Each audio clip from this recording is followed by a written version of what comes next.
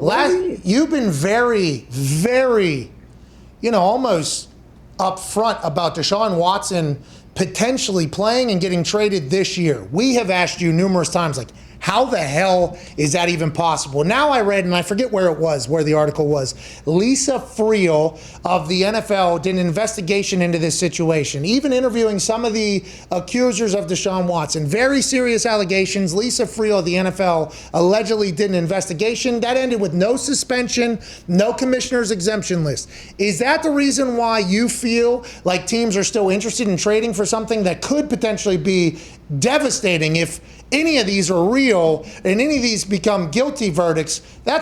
He's done. It's over. And that's how the NFL should view it. Is it because of that investigation? And is Lisa Friel telling people it's maybe not what it seems? Is that what's happening behind closed doors? And how is this going?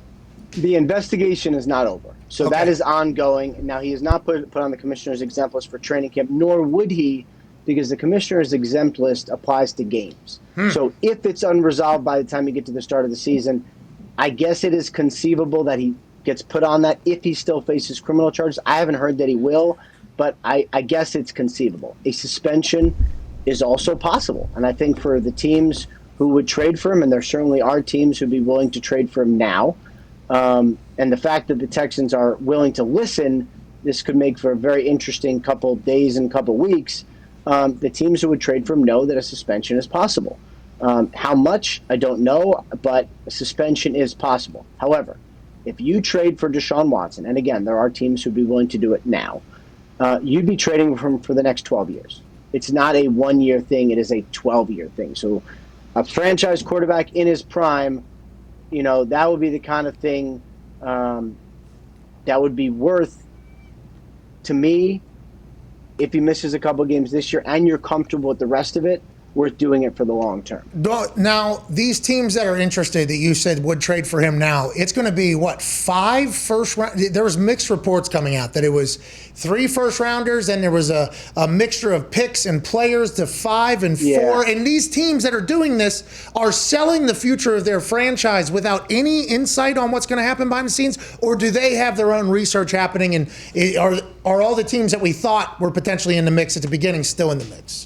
Yeah, I think it's the teams we all thought, but they are doing their own investigation. All the teams are. You have to be very comfortable with this. You have to be willing to mortgage a lot for something that isn't unknown. He is an incredible talent, and just football-wise, it's worth it. The price.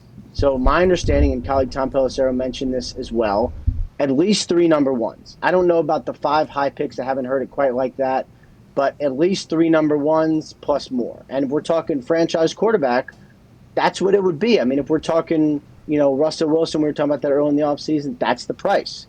If Rodgers had gotten traded, we'd be talking probably 3 number ones as well.